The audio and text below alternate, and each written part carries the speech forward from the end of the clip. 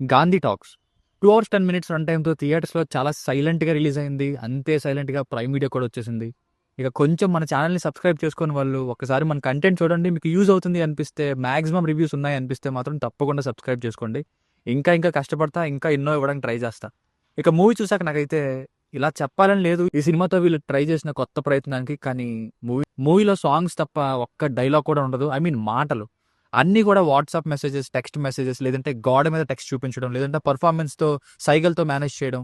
ఇలా ఈ కమ్యూనికేషన్‌తోనే వెళ్ళింది. ఒక మూకీ సినిమా ఇది. నో లాంగ్వేజ్ ఫిల్మ్ అని చెప్పొచ్చు. కానీ చాలా విషయాలు తమిళ్ వర్డ్స్ అవి ఉంటాయి. అంటే న్యూస్ పేపర్ల మీద చూపించడం లాంటివి. ఇక ప్రయత్నం బావుంది. స్టార్ కాస్ట్ కూడా బావుంది కానీ ఎంగేజింగ్‌గా లేదనిపించిందండి. స్టార్టింగ్ కొంచెం ఏఆర్ రెహమాన్ గారు ఇచ్చిన మ్యూజిక్‌కి ఇన్వాల్వ్ అయ్యా. అలాగే ప్రొడక్షన్ కూడా చాలా రిచ్‌గా ఉంది. కానీ పెద్ద కథేమీ లేదు. ఇక ఫ్యామిలీతో చూడొచ్చా అంటే యెస్ చూడొచ్చు. అడల్ట్ కంటెంట్ ఏం లేదు.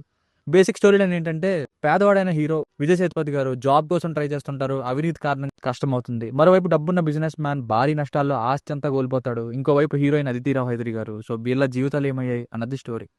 Plus points. పర్ఫార్మెన్సెస్ బాగున్నాయి. విజయ్ సేతుపతి గారు, అరవింద్ స్వామి గారు, అదితి రావ్ హైదరి గారు వీళ్ళవి. ఇంకా ప్రొడక్షన్ వాల్యూస్, మ్యూజిక్ అండ్ కొత్త ప్రయత్నం ఇవి బాగున్నాయి.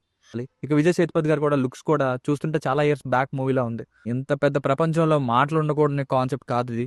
మాటల్ని కావాలని లేకుండా చేసిన కాన్సెప్ట్. సో నాకైతే బిలీవబుల్ గా లేదు. ఛానల్ని సబ్స్క్రైబ్ చేసుకోండి. Thank you.